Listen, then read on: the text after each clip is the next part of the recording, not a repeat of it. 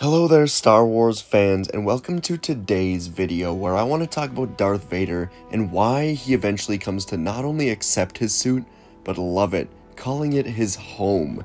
This is a really interesting passage from the book Star Wars Lords of the Sith, where it really digs into Darth Vader, and it's something I plan to cover much more here in a few weeks, but today, this passage really intrigued me, really showed me how Vader came to be in his suit. And as we know, at the beginning, he hated it. He hated the pain of all the needles stabbing into him, the breathing, all of it extremely painful, hard to move, altered by Palpatine to make him more hateful, more painful. He hated it. But over the years, as he dove deeper into the dark side, giving up Anakin Skywalker completely, he began to love the suit. And we're going to read the passage that describes exactly why. We're going to do it right now, so sit back, stay tuned, enjoy. If you like Darth Vader content, this is some of the best around. Just him accepting his home and loving it inside of his suit. Vader completed his meditation and opened his eyes. His pale, flame-savaged face stared back at him, out from the reflective black transparent steel of his pressurized meditation chamber. Without the neural connection to his armor, he was conscious of the stumps of his legs, the ruin of his arms, the perpetual pain in his flesh.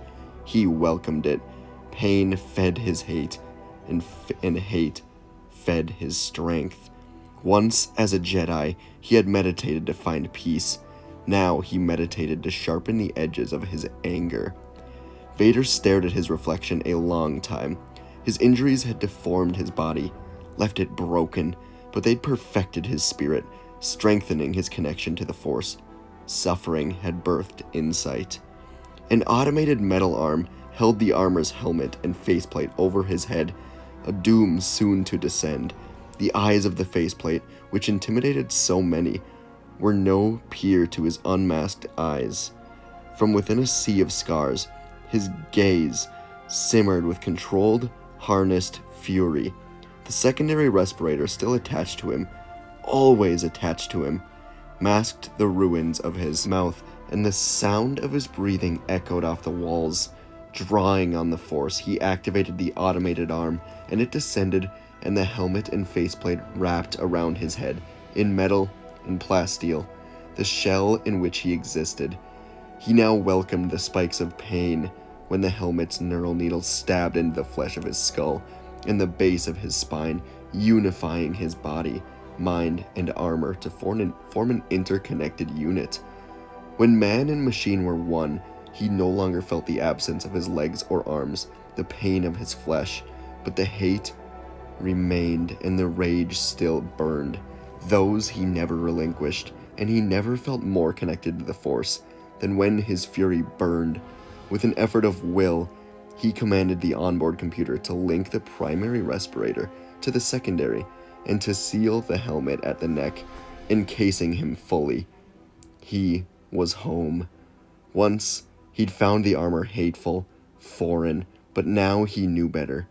He realized that he'd always been fated to wear it, just as the Jedi had always been fated to betray their principles.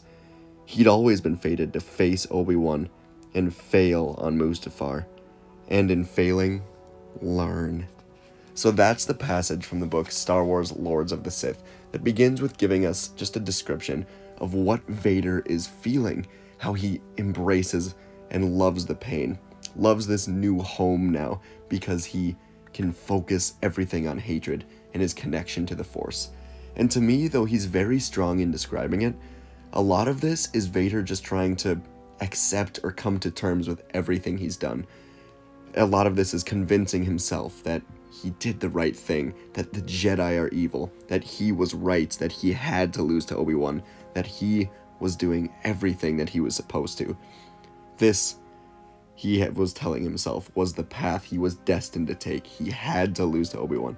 And again, to me, that's just him pretending to accept it. I don't believe what Vader's saying. I don't think he truly does love it. I think he's had to convince himself this because this is who he is now. And maybe he's done such a good job of it that Anakin is basically all gone.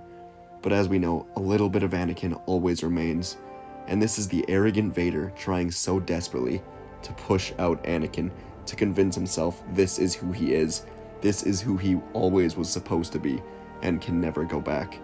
We do see him go back. We know this is not who Vader always was, but this passage was such an insight into just what Vader feels, thinks, and still thinks after 8 years or so, after being Darth Vader. Let me know what you thought of this. Let me know if you like these videos about books. I think the books are a great insight to Star Wars. Love reading them. So yeah, if you like these, subscribe. Please do leave a like. It helps the channel out a ton. And leave a comment. What other videos do you want to see? And be on the lookout for a fan fiction tomorrow. Thanks for watching.